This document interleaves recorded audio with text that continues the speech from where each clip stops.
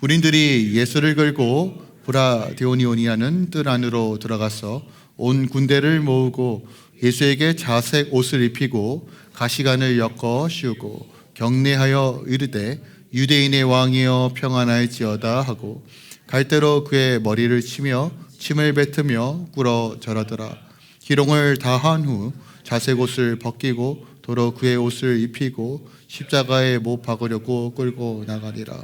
마침 알렉산더와 루포의 아버지인 구레네 사람 시몬이 시골로부터 와서 지나가는데 그들이 그를 억지로 같이 가게 하여 예수의 십자가를 지우고 예수를 끌고 골고다라 하는 곳, 번역하면 해골의 곳에 이르러 모략을 탄 포도주를 주었으나 예수께서 받지 아니하시니라. 십자가에 못 박고 그 옷을 나눌새 누가 어느 것을 가질까 하여 제비를 뽑더라. 때가 제3시가 되어 십자가에 못 박으니라. 그 위에 있는 제패에 유대인의 왕이라 썼고 강도 둘을 예수와 함께 십자가에 못 박으니 하나는 그의 우편에 하나는 좌편에 있더라. 지나가는 자들은 자기의 머리를 흔들며 예수를 모욕하여 이르되 아하 성전을 헐고 사흘에 짓는다는 자여 내가 너를 구원하여 십자가에 내려오라 하고 그와 같이 대제사장들도 서기관들과 함께 희롱하며 서로 말하되 그가 남은 구원하였으되 자기는 구원할 수 없도다. 이스라엘 왕 그리스도가 지금 십자가에서 내려와 우리가 보고 믿게 할지어다 하며 함께 십자가에 못 박힌 자들도 예수를 욕하더라. 아멘. 하나님의 말씀입니다. 자, 오늘 본문으로 자기를 구원하지 않는 왕, 할 수 있음에도 그렇게 하지 않는 왕에 대한 이야기, 예수님에 대한 이야기를 좀 함께 묵상하고 살펴보려고 합니다.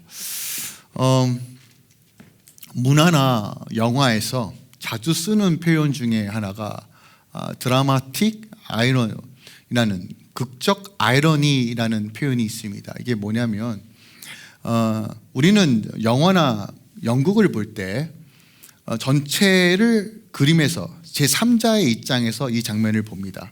하지만 그 안에서 연극을 하거나 연출을 하거나 연기를 하는 배우들은 어떤 방식으로 연기하고 연출을 하냐면 그 사항을 다 이해하지 못한 상태에서 자신의 감정과 자신의 생각을 충실하게 연기를 통해서 표현합니다. 근데 우리는 보고 있는 입장에서 물론 다 이해할 수는 없지만 전체적인 그림에서 그 모든 상황이 어떻게 이루어지는지, 어떻게 결론으로 흘러가는지, 이들의 감정선은 어떤지를 조금 더 분명하게 확인할 수 있죠. 보통 이런 것들을 이제 극적인 아이러니라는 표현으로서 합니다. 한 예로 이렇게 좀 이해할 수 있을 것 같아요. 1900 몇 년이죠? 2001년도 9월 11일 9.11 사태죠. 누구나 다 알고 있는 사건일 겁니다. 그죠? 세계무역센터, 뉴욕에 있는 세계무역센터에 비행기 테러가 왔고 많은 사람들이 죽음으로 희생되었습니다. 사건으로 희생되었죠. 유명한 일화인데요. 당시 뉴욕의 소방관이었던 스티브 실러라는 사람이 있습니다. 그 사람은 비번이었고 좀 쉬는 날이었는데 갑자기 그 사건이 터져서 자신이 또 그곳에 굳이 침투하지 않아도 되는데, 가지 않아도 되는데 장비를 챙겨서 그 현장으로 갔다고 합니다. 그런데 사건이 터지니까 뉴욕 전체가 너무 난장판이 되었고 트래픽도 일어났고, 또한 그가 지나가야 될 길이 브루클린 배터리라고 북미에서 가장 큰 수중 터널입니다. 대략 2.8km인데 그게 꽉 막혔다는 거예요. 그래서 할 수 없이 자신이 갖고 있는 장비 60파운드 한 27kg 정도 되는 것을 메고 28km를 지나서 현장으로 들어갑니다. 누군가는 이렇게 이야기할 수 있어요. 뭐하러 이렇게 어차피 무너질 거고 굳이 이렇게 애쓰지 않아도 결국 희생자가 나올 텐데 굳이 그렇게 들어가야 하는가. 하지만 우리가 시간이 지나고 이 전체적인 그림으로 봤을 때 이 스티븐 실러가 그렇게 현장으로 들어갔던 이유는 너무 명확하죠. 왜 들어갔나요? 생명을 살리기 위해서요. 그죠? 결국 이 사람은 그 현장에서 순직하고 맙니다. 하지만 그가 들어감으로써 많은 사람들이 구출되고 다시 한번 생명을 보존할 수 있게 되는 일들이 벌어졌죠. 이런 것들, 그 당시 상황들은 자신의 감정과 생각 가운데 어떤 행동을 하고 판단을 하지만 한 건 더 나아가 이 전체 장면을 봤을 때 이런 역설들이 있구나, 이런 아이러니한 장면들이 있구나. 다들 자기 살겠다고 바쁜데 어떤 사람은 그 자기의 생각과 고집들을 꺾어서 반대로 행동했는데 오히려 그것이 주는 분명한 메시지가 있다는 것이죠. 이런 어떤 사건을 통해서, 어떤 상황을 통해서 보여지는 역설적인 사건들, 어떻게 보면 오늘 본문이 읽었던 그 내용의 핵심을 다루고 있다고 할 수 있겠습니다. 그 현장에 있었던 사람들은 그 선택의 의미를 다 알 수 없지만 지켜보는 우리는 아는 것처럼 오늘 본문 안에서 담겨져 있는 십자가 메시지가 마치 이와 같다라는 것이죠. 당시 군병들도, 무리들도, 종교 지도자들도 예수께서 왜 십자가를 져야 하는지 마치 자신들의 의도와 생각대로 흘러가는 것처럼 보이지만 그 안에 담겨져 있던 역설, 그 복음의 메시지는 명확하다는 것이에요.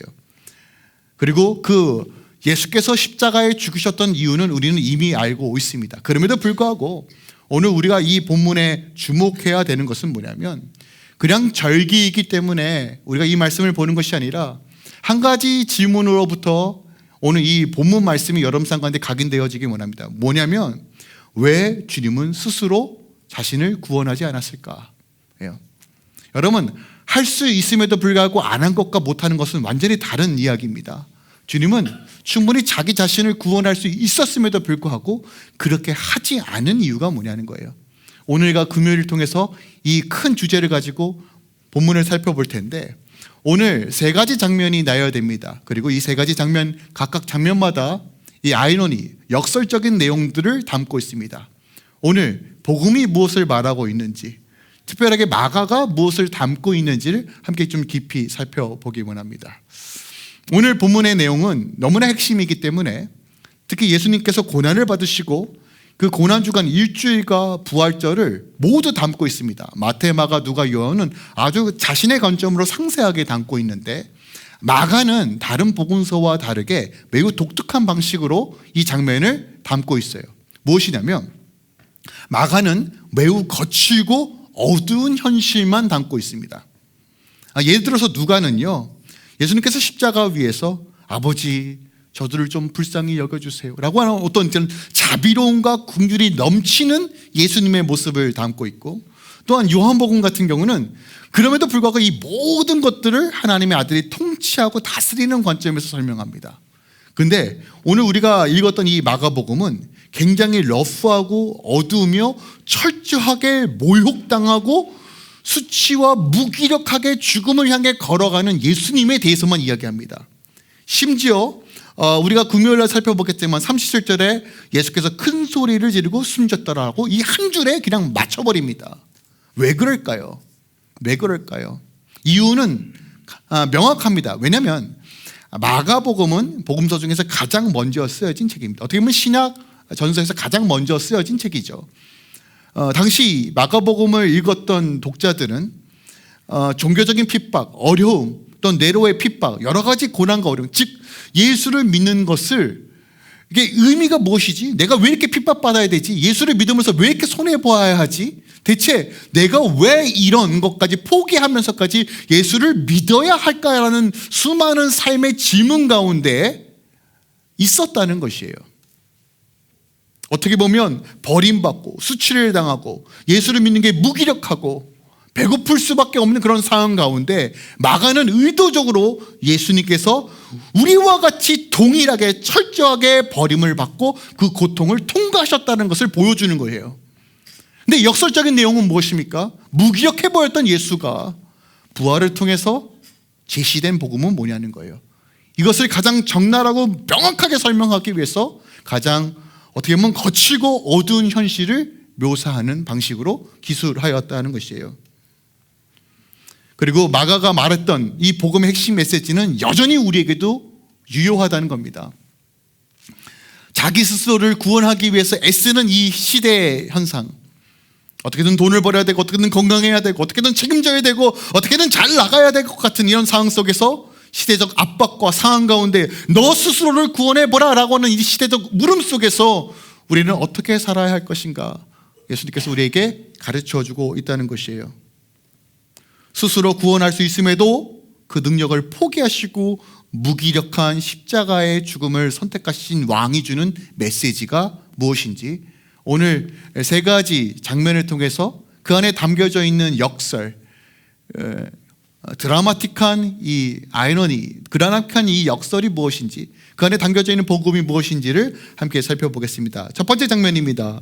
16절부터 20절까지인데 오늘 예수님께서 이젠 사형 판결을 받은 후에 군인들이 있는 총독의 어떤 뜰로 들어갑니다. 오늘 본문의 16절에는 브라이도리온이라는 이 히브리어를 사용했는데 그냥 군사들이 있는 뜰입니다. 뜰인데 오늘 16절에 보니까 온 군대를 모으고 라고 표현하고 있어요. 여기서 말하는 온 군대는 어떤 단어를 사용하냐면 코호트란 단어인데 한 부대에 최소 600명이 있습니다.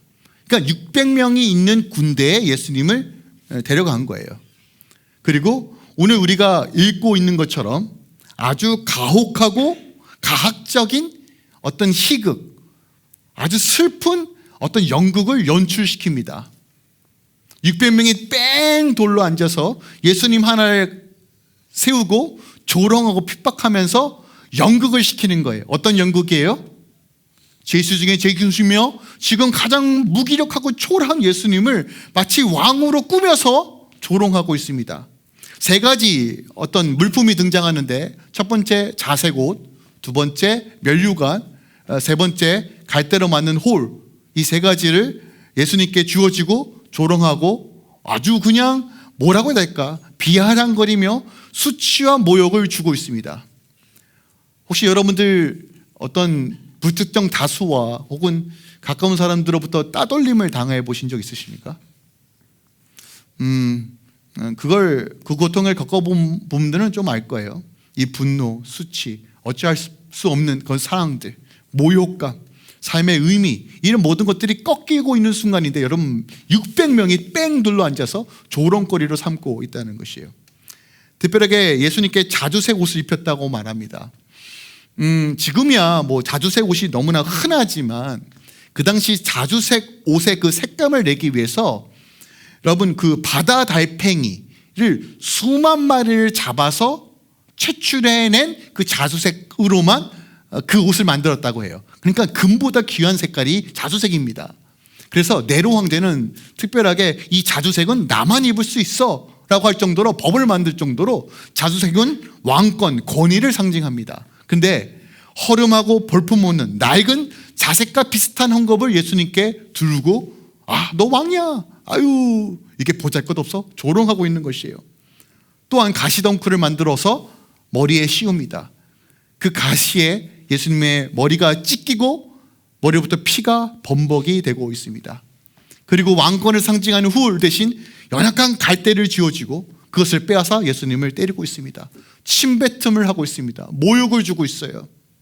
근데 여러분 이 장면이 가장 극적인 역설이 담겨져 있는 장면입니다. 첫 번째로 여러분 가시로 만든 면류관. 여러분 창세기 3장에 보면 이 땅에 내려진 저주의 상징이 가시덩쿨입니다. 근데 그 덩쿨로 면류관을 만들어 씌우고 있다. 어떤 의미일까요? 그 모든 저주를 머리부터 발끝까지 담고 있다라는 의미입니다. 왕권을 상징하는 훌, 자주색 옷. 여러분 그들은 인지하지 못했어요. 한낱 조롱거리고 죄수이며 십자가의 처형을 기다리고 있는 이 반역자를 향하여 조롱하고 핍박하고 모욕을 주고 있는 이 장면.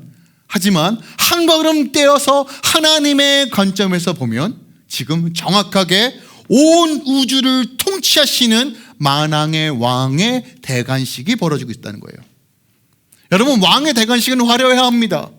모든 권세와 권위를 드러내야 해야 합니다. 근데 가장 초라한 방식으로 지금 만왕의 왕의 대관식이 이루어지고 있어요. 왜 이게 왕의 대관식입니까?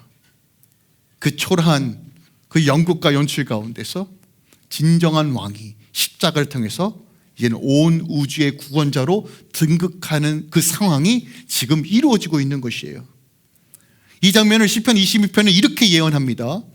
땅끝의 모든 끝이 여호와를 기억하고 돌아오며 모든 나라의 모든 족속이 주의 앞에 예배하리니. 시편 22편은 메시아, 특별하게 메시아의 대관식, 그리스도의 십자가, 영광이 무엇인지를 담고 있는 예언적 시입니다. 시편 22편은 아버지 어찌하여 나를 버리시나이까 라고 하는 이 구절로 시작돼요. 그리고 정확하게 예수님께서 이 시편을 인용하시면서 죽음을 맞이하십니다.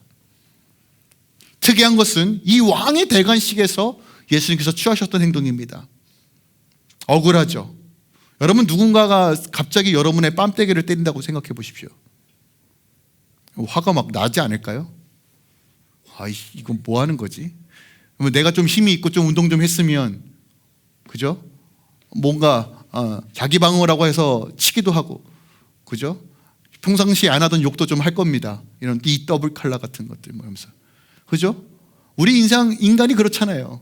내가 억울하고 내가 수치를 받는 것을 누가 참습니까? 그죠? 근데 예수님께서 취하셨던 행동은 철저한 침묵이었어요. 너무 나약해 보지 않으십니까? 너무 연약해 보이지 않아요? 그런데 이것 또한 우리가 잘 알고 있는 이사야 53장의 말씀입니다.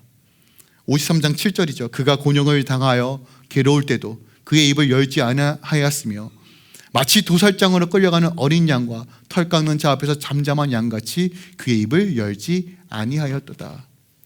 하지만 이 철저한 침묵이, 그리고 이렇게 보잘것없고 허무하고 초라하고 모욕적인 이 장면이 이제 앞으로 하나님의 나와 통치와 새로운 역사를 여는 시작점이었다는 것이에요. 그러면 예수께서 왜 자기를 구원하지 않는 이유가 너무 분명하고 명확하게 보입니다. 그럼 무엇입니까?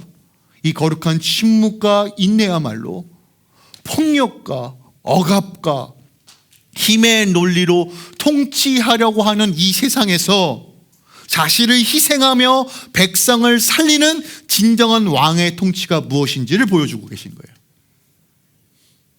힘의 논리, 자기 자신을 증명하려고 애쓰고 그걸로 인생을 전부 허비하고 그것이 맞다라고 말하는 이 세상 속에서 자신을 버리고 주의 십자가를 붙드는 것이 바로 승리고 영광이다라는 것을 오늘 예수님께서 십자가를 통해서 우리에게 제시하고 보여주신 거예요.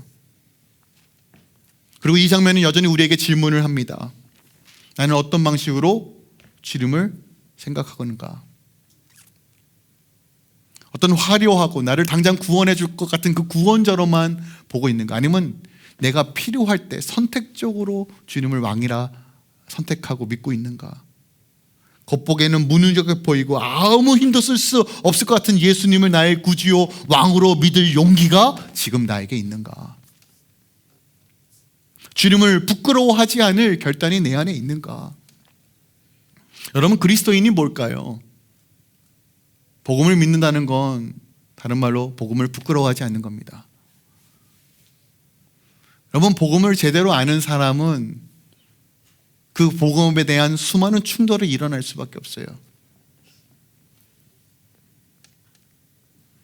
여전히 슈퍼맨 같은 문제 해결을 구하는 구원자를 찾고 있는 우리들을 향하여 여러분 기억하세요?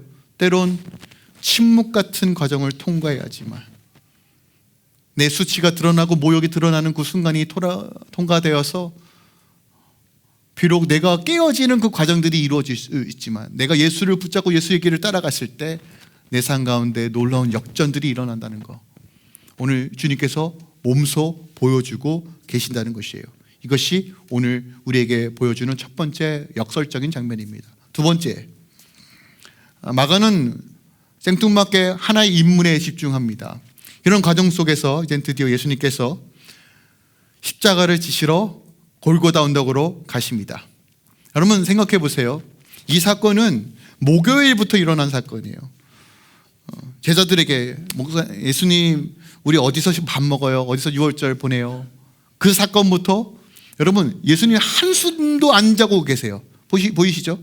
그리고 유월절 날 제자들의 발을 씻기시고 성찬을 하시고 그리고 겟세마네 동산으로 기도하러 가시고 기도하시자마자 잡히시고 잡히시자마자 6번이나 종교 재판 3번, 정치적인 재판 3번, 그렇게 모진 모욕과 핍박을 받으시고 결국 십자가형을 받으시고 지금 있는 상태입니다. 마가는 기록하고 있지 않았지만 철저하게 채찍질과 매질과 육체적으로 정신적으로 지금 멘탈이 나간 상태입니다. 더 나아가 지금 하나님 아버지와 분리되어 있는 영적 단절 상태예요. 기력이 남아있을 리가 없죠. 처형장까지 대략 600m입니다. 80kg 되는 나무를 들고 혼자 짊어지고 가야 돼요. 이게 십자가형의 어떤 전형적인 처형 방법입니다. 형을 집행하는 로마인들 자꾸 지연될 수밖에 없죠. 예수님이 픽픽 쓰러지니까요. 아무리 30대 남자라도 이거 감당하기 쉽지 않습니다. 우리는 뭐예요? 쌀 하나 들고 다니는 것도 힘들잖아요. 저도 어저께 이게 코스코에서 장 보고 이게 들고 오는데 팔이 떨어질 것 같더라고요. 10kg도 안 되는데. 죄송해요. 근데 여러분 아무리 뭐 질질 끌고 간다 하더라도 오르막길 대략 한 70kg, 80kg 되는 나무를 짊어지고 간다? 쓰러질 수밖에 없죠. 그랬더니 형이 지연되는 것을 막기 위해서 갑자기 생뚱맞게 한 사람을 지목합니다. 21절 우리 함께 읽을까요? 21절입니다. 시작. 마침 알렉산더와 루포의 아버지인 구레네 사람 시몬이 시골로부터 와서 지나가는데 그들이 그를 억지로 같이 하게 하여 예수의 십자가를 지우고. 여기서 억지로라는 이 단어에 동그라미 치세요. 억지로라는 이 단어 헬라어까지 굳이 알 필요는 없지만 이 동일한 단어가 어디 쓰였냐면 마태복음 5장 41절에 예수님께서 상상수훈에 이런 말씀하십니다. 또 누구든지 너희를 억지로 오리를 가게 하거든 그 사람과 심리를 동행하고. 억지로.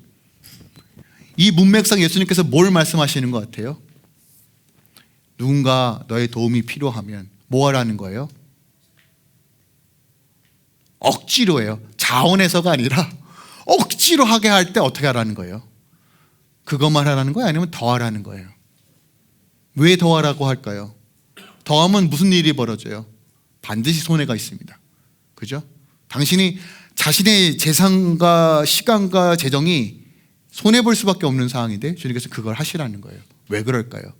그게 그리스도인의 사는 방식이기 때문에. 그 억지로가 같은 단어입니다. 자, 그렇다면 한번 생각해 볼게요. 우리가 이 단어에서 좀 깊이 묵상하기를 원합니다. 당시 로마에는 어떤 법이 있었냐면 로마 시민권자 말고 식민지에 있는 백성들을 강제로 너 이거 해 라고 강요할 수 있는 법이 있었다고 해요. 그러니까 이런 거예요. 아우 나 오늘 좀 힘든데 누구 심부름 시킬 거 없나? 이리 와. 이거 시킬 수 있었다는 거예요. 로마니까. 그러니까 그런 의미로서 갔더니 건장하네 좀 괜찮아 너 일로 와봐 시켰는데 그 사람이 어디 출신이야? 구레네. 구레네는 북아프리카 출신입니다. 북아프리카예요. 그러니까 북아프리카 구레네에서 예루살렘까지 1500km입니다. 해안도로로 가든 해상으로 가든 이 길이 1300에서 1500km예요. 여러분 지금도 1500km 차로 가려면 멀어요? 가까워요? 멀죠? 밴쿠버에서 캘거리를 지나야 할 거예요. 캘거리 지나 더 가야 되지만 1500km 어디까지 가야 돼요? 뭐 토론토까지 가야 되나? 거기까지는 안 가고요. 한 2000km가 토론토까지인데 약간 거기 3분의 2 정도까지가 1500. 어마어마한 거리입니다. 근데 걸어서 간다. 얼마나 걸릴까요? 한 달 이상 걸릴 겁니다. 한 달 이상이에요. 대략 30km씩 하루에 가더라도 한 달 이상 되는 거리입니다. 그러면 왜 왔냐는 거예요. 이 먼 거리를. 이 사람은요. 자, 여기서 우리는 몇 가지 힌트를 알 수 있습니다. 이 사람이 유대인이고 혹은 경건한 유대교 신자거나 그리고 절기를 맞이하여 하나님께 예배하고 싶었던 그 사모함으로 왔다는 것이에요. 매년 올 수는 없지만 어떻게 보면 일생에 처음 오는 절기일 수도 있어요. 고대하고 소망하는 마음으로 왔지 않았을까요? 내가 하나님을 예배해야지 드디어 예루살렘을 보는구나. 내가 유월절을 지키는구나. 할렐루야. 이러고 왔을 거예요. 근데 왔는데 어라? 뭔가 나약하고 볼품없는 한 사람이 나무를 짊어지고 올라갑니다. 쟤는 뭐야? 이거 6월절에 뭘 이런 일이 있어? 라고 했는데 갑자기 멱살을 잡히고 야, 너 이거 들어. 여러분 이게 어떤 의미냐면 보세요.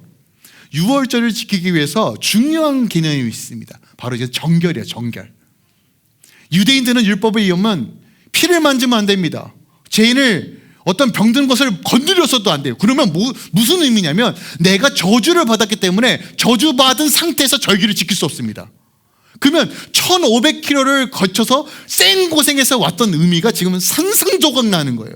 그러니까 지금 시몬의 입장에서 이거는 완전 오물을 뒤집어 엎은 상황입니다. 최악이에요, 최악.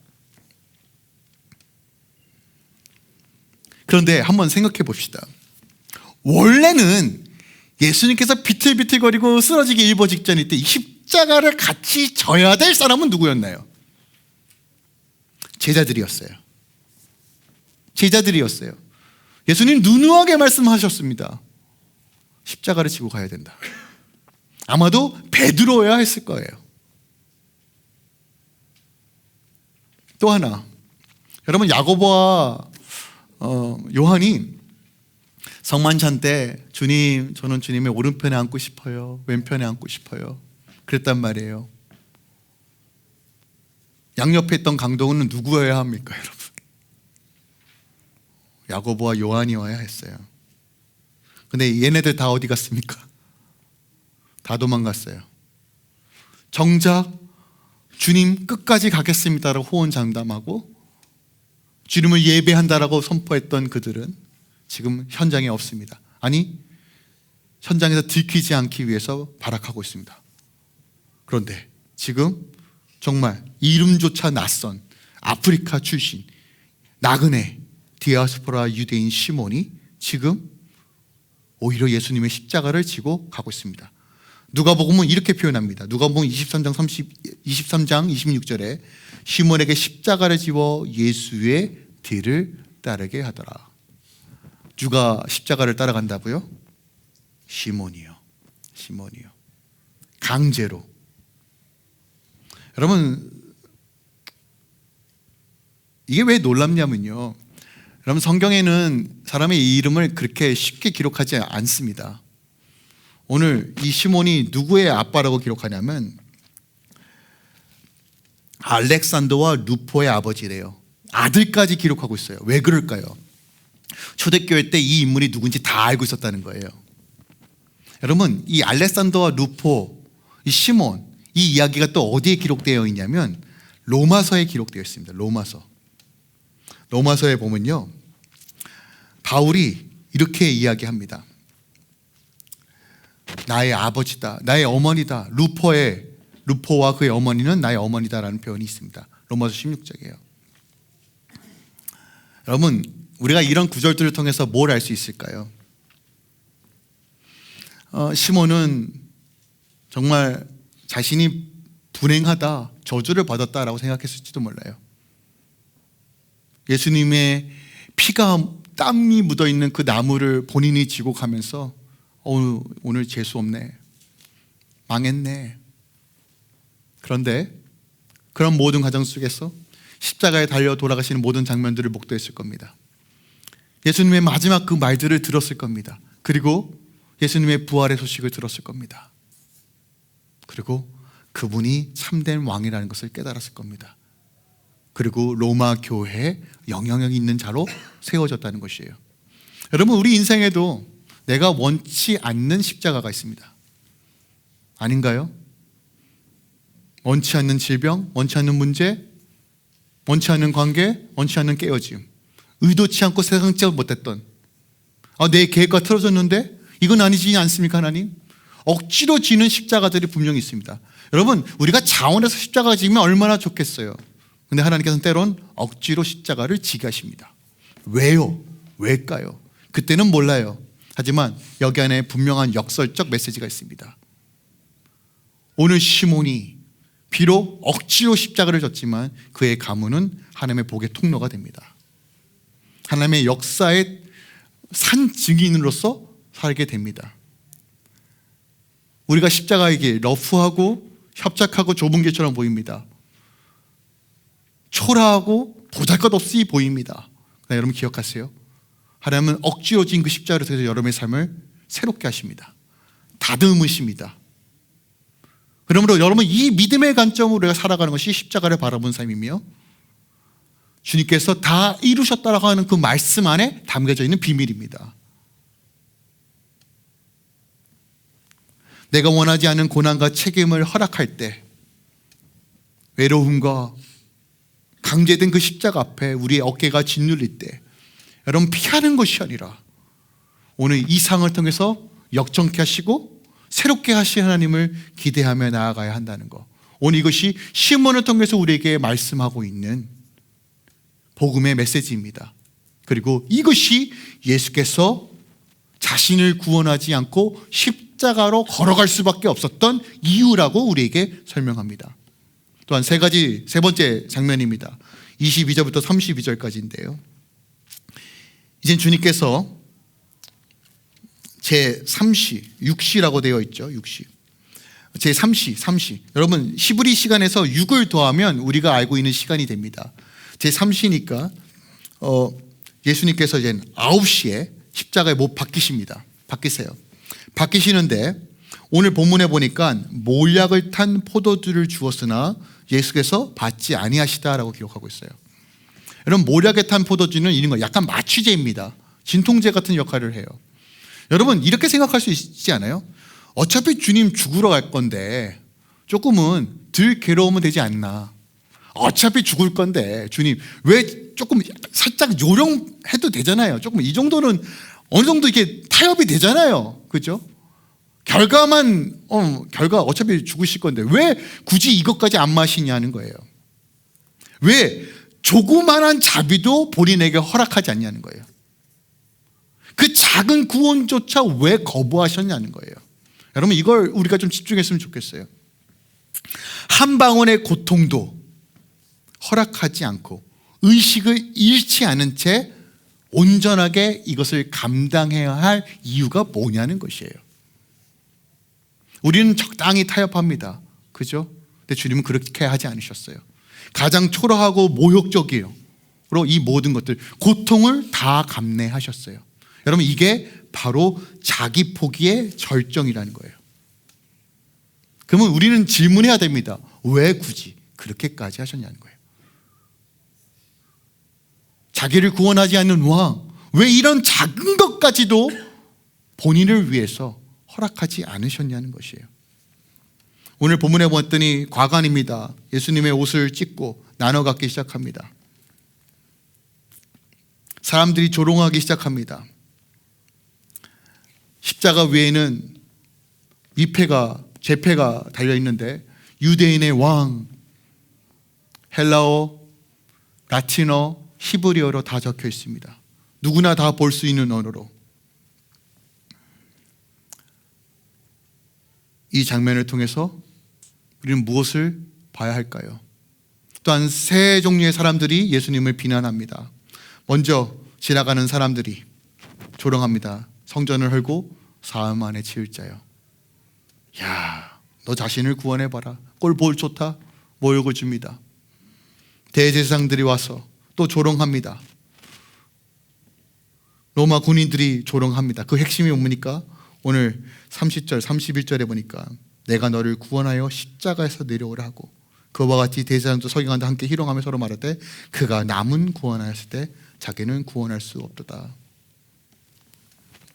야, 너는 남들 구원하면서 너는 못하냐?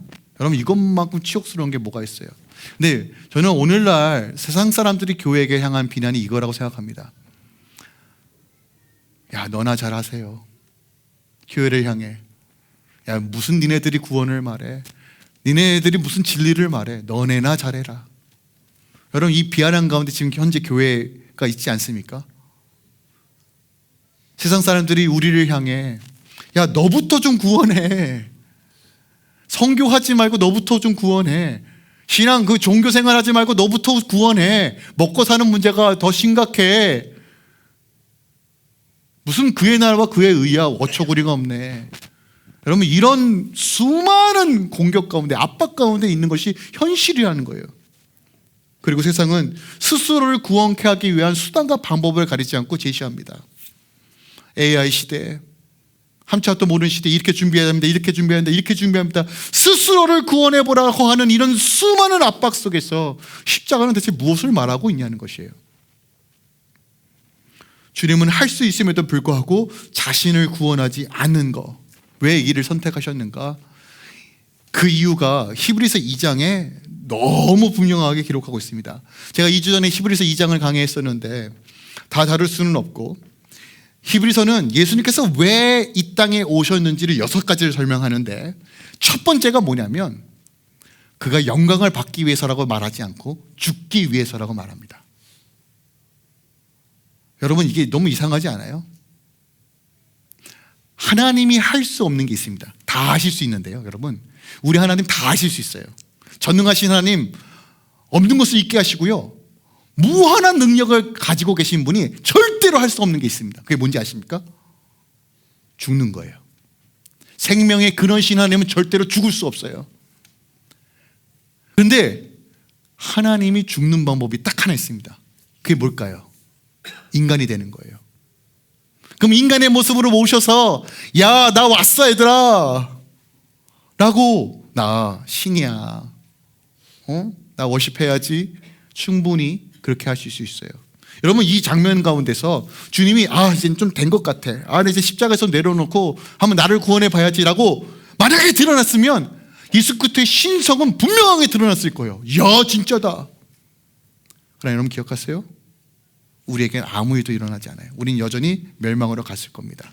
히브리서 2장이 정확하게 무엇을 표현하냐면 예수께서 왜 죽으셨는가, 그가 왜 자신을 구원하지 않았는가를 2장 14절에서 15절에 이렇게 이야기합니다. 우리 함께 읽을까요? 히브리서 2장 14절 15절입니다. 시작. 자녀들은 혈과 육에 속하였음에 그도 또한 같은 모양으로 혈과 육을 함께 지니심은 죽음을 통하여 죽음의 세력을 잡는 자 곧 마귀를 멸하시며 또 죽기를 무서워함으로 한평생 매여 종노릇하는 모든 자들을 놓아주려 하심이라. 자, 두 가지가 나옵니다. 죽음을 통해서 죽음을 제압하기 위해서, 마귀를 멸하기 위해서, 또 하나 이 죽음 때문에 질질 끌려가는 우리의 인생을 뭐 하기 위해서요? 자유케 하기 위해서요.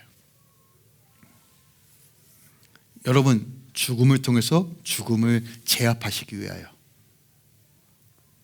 죽음이 왕노릇하는 우리의 인생, 죽지 않기 위해서 건강 챙기고, 죽지 않기 위해서 일하고, 죽지 않기 위해서 그 두렵고 떨리는 그 인생에 질질 끌려가는 우리의 삶에서 이것을 해방시키기 위하여 죽음을 죽음으로 멸하시고 부활의 능력으로 살리시기 위하여 그 주님께서 자기 자신을 구원하는 것을 포기하셨다고 얘기해요.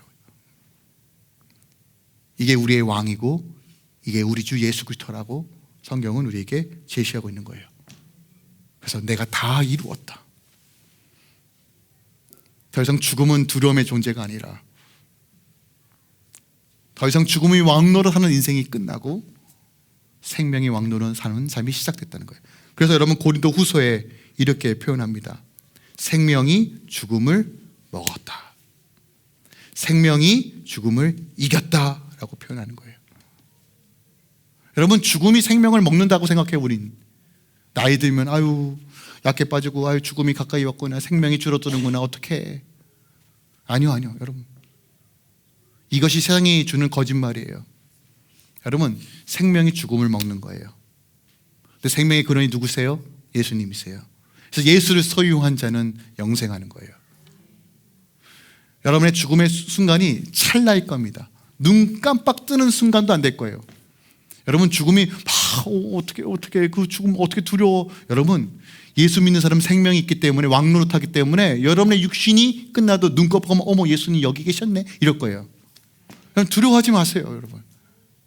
여러분, 이거 하시려고 주님께서 자신을 구원하는 것을 포기하시고 십자가 지신 거예요. 사망 권세, 마귀의 계략을 깨트리시기 위하여 하신 거예요.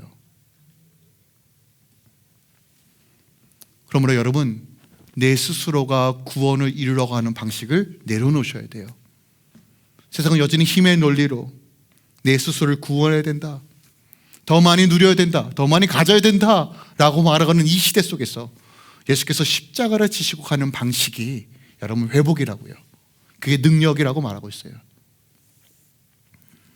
나를 따라오려거든 자기를 부인하고 자기 십자가를 지고 따라오라. 여러분, 나를 부정하고 나를 내놓는다는 건 그냥 무기력하게 산다는 것이 아닙니다. 우리가 예수를 붙잡고 의지적으로 주님을 바라보는 삶을 의미합니다. 왜요? 주님께서 그 길을 여셨기 때문입니다. 말씀을 정리합니다. 천낸 왕께서 가시면류관을 쓰시고 어떻게 보면 억지로 진 저주의 십자가가 한 생명을 구원의 길로 인도했고, 가장 무기력해 보이는 이 죽음이 마귀를 멸하시고 우리에게 생명을 주셨던 이 놀라운 역설의 메시지가 오늘 이 본문 안에 담겨져 있습니다. 처음에 시작했던 예와 스티븐 실러, 누가 그의 죽음을 의미 없다라고 얘기할 수 있겠습니까? 그의 희생이 많은 사람들을 구출할 수 있었던 것처럼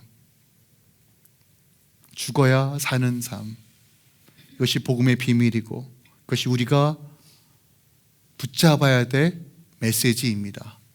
다른 방식이 아니라 예수로 살아가는 방식입니다.